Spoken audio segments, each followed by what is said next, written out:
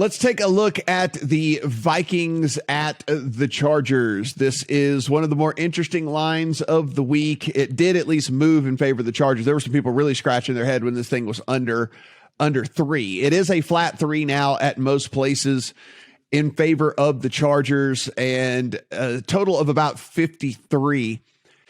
Steven, what we've seen from this Vikings team week after week after week, I mean, if you're a Vikings fan, you probably have taken up drinking at this point because your team gets a lead, they get super conservative, and then they go out and they end up losing the game. Now, if there was a team for the Vikings to get out to an early lead and then go into a shell and start to protect a lead, it would probably be the Chargers, who have the worst run defense in the entire NFL. And so if this game does play out like a lot of these Vikings games have played out so far this season, this might actually be the one time where the strategy works out for Zimmer and it doesn't look like a complete buffoon for blowing yet another lead. The Chargers can't stop anybody on the ground whatsoever. They gave up a ton of yards last week to Jordan Howard. I mean, like, they picked the Eagles had signed Jordan Howard off the friggin' street a week and a half ago. He goes for like 77 yards, and Boston Scott for another 40 or something like that. So,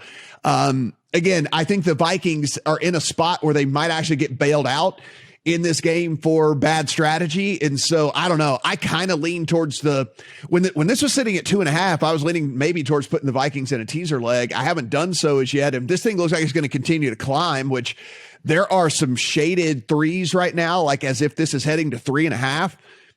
I might actually take a little bit of a nibble on the Vikings, as crazy as that sounds.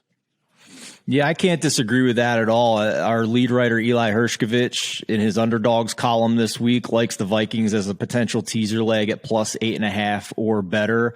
I do think we should mention, though, that despite the Chargers being the worst rush defense in the league and the reputation of the Vikings to be a strong rushing offense with Dalvin Cook and Mike Zimmer's stubbornness for the run game, that they've actually been pretty poor, at least in terms of the metrics this year. They're 29th in rush offense DVOA.